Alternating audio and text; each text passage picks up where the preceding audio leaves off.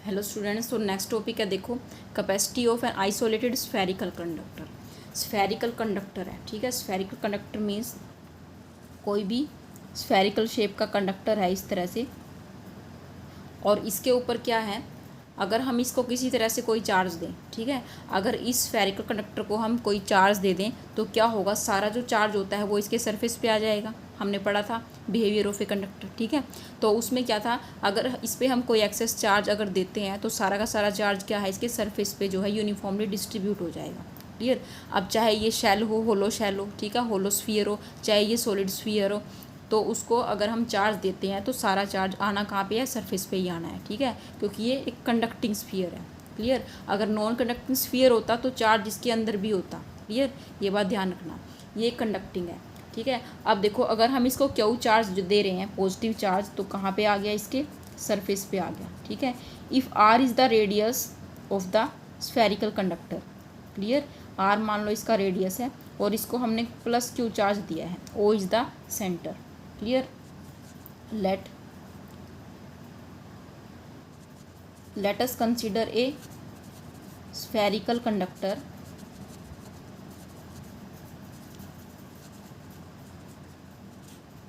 of radius r and center O. Clear. Okay. Let plus q charge is given to the conductor.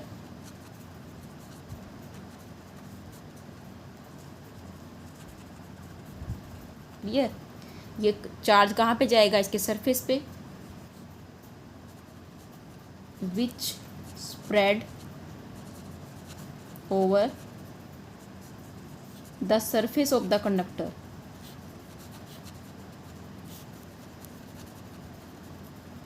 Conductor पे सारा charge आ जाएगा। तो अब देखो, अगर कंडक्टर के ऊपर चार्ज है तो इसका पोटेंशियल कितना होगा, पोटेंशियल इंक्रीज होगा। तो वो पोटेंशियल होगा कैसे, पोटेंशियल क्या होता है, क्यू अपॉन 4πε0 आर, यही होता है, ठीक है। Potential due to single point charge हमने किया था, तो ये आर डिस्टेंस पे डिपेंड कर रहा है। क्लियर। यानी इस चार्ज की वजह से जो पोटेंशियल है वो कितना होगा, Q/4πε0 आर। क्लियर। अब हमें फाइंड आउट करनी है इसकी कैपेसिटी। तो देखो, कैपेसिटी का फॉर्मूला क्या था, Q/V, charge upon potential. Clear. अब यहाँ से देखो, पोटेंशियल की वैल्यू हमारे पास है। Clear. Put value of V, value V की पुट करते हैं तो C कितना आता है, क्यू, ये 4πε0 आर कहाँ चला जाएगा, ऊपर चला जाएगा, 4πε0 और आर, क्यू से क्यू कैंसिल। क्लियर। तो it means C equal to 4πε0 और आर। क्लियर। अब 4πε0 ये तो कांस्टेंट है, तो जो कैपेसिटी है हमारी किस पे डिपेंड कर रही है, कैपेसिटी प्रोपोर्शनल टू है रेडियस। यानी जितना बड़ा स्फीयर होगा हमारे पास उतनी ज़्यादा उसकी कैपेसिटी हो जाएगी, क्योंकि उसका रेडियस बड़ा होगा। अगर छोटा स्फीयर है तो रेडियस छोटा है, इट मीन्स उसकी कैपेसिटी क्या होगी, कम होगी। क्लियर हुआ ये concept capacity of A isolated spherical conductor की, ठीक है। आइसोलेटेड क्यों लिया है, क्योंकि बाहर से एक्सटर्नल कोई फोर्स नहीं है इसके ऊपर, ठीक है, हमने सिर्फ इसको चार्ज प्रोवाइड किया है। क्लियर। अब देखो, अगर कैपेसिटी का फॉर्मूला हमारे पास आता है तो यहाँ से हम एक चीज़ कैलकुलेट कर सकते हैं, capacity of earth, capacity of earth. Okay, तो क्वेश्चन यहाँ से बन रहा है, how to find the capacity of earth. अब देखो, अर्थ क्या है, अर्थ को हम एक स्फीयर ही मानते हैं। क्लियर। तो अर्थ का जो रेडियस होता है, अर्थ का रेडियस कितना है, radius of earth is 6400 kilometre, यही होता है, ठीक है। तो अगर इसको हम मीटर में कन्वर्ट करते हैं तो ये आ जाता है 6.4 इंटू 10⁶ मीटर। क्लियर। मीटर में आ जाता है, ठीक है। अब देखो, इसकी कैपेसिटी फाइंड आउट करने के लिए यही फॉर्मूला यूज़ करेंगे, 4πε0 आर। क्लियर।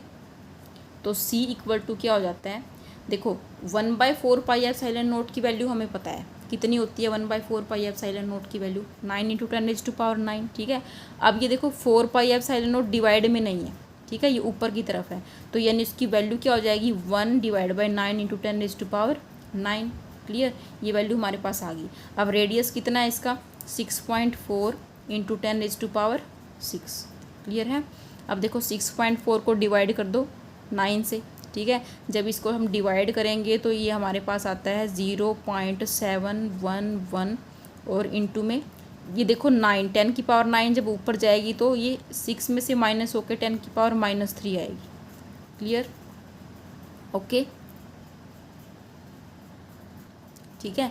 यूनिट क्या हुई इसकी? फैरड। ठीक है, तो एफ लिख देंगे, ये फैरड में आ गई। ठीक है, अगर इसको माइक्रो फैरड में कन्वर्ट करें, ठीक है, अगर माइक्रो फैरड में कन्वर्ट करते हैं तो इसको देखो क्या लिख सकते हैं, 0.711 इंटू 10⁻³ तो है ही। ठीक है, माइक्रो मीन्स इसको 10⁻6 से मल्टीप्लाई हम कर देंगे। ठीक है, क्लियर?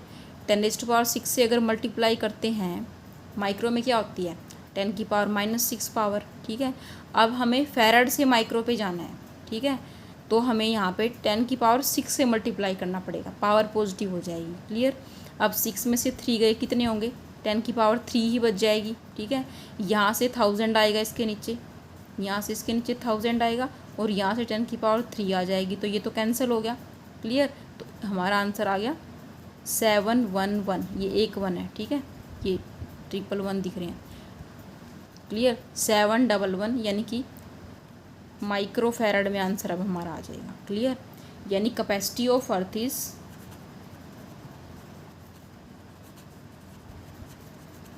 711 micro farad. क्लियर हुई ये बात? ठीक है, अब देखो इतना बड़ा है अर्थ। ठीक है, इतनी बड़ा स्फेरिकल बॉडी है अर्थ, तो उसकी कैपेसिटी कितनी है? सिर्फ 711 माइक्रो फैरड। ठीक है, इतने बड़े स्फीयर की कैपेसिटी इतनी है, तो लेकिन जो हम कैपेसिटर बनाते हैं वो तो छोटे छोटे होते हैं। ठीक है, और भी छोटे छोटे होते हैं, तो उनका रेडियस जो है और भी कम होगा। तो जो कैपेसिटर है, इसलिए इनकी यूनिट जो है ये माइक्रो फैरड या नैनो फैरड इस तरह से रखी जाती है। ठीक है, या फिर पिको फैरड। ठीक है, जो फैरड है वो बहुत बड़ी यूनिट है। ठीक है, बहुत बड़ी यूनिट है, तो छोटा करने के लिए उसको माइक्रो या पिको या फिर नैनो में इस तरह से ली जाएगी। क्लियर?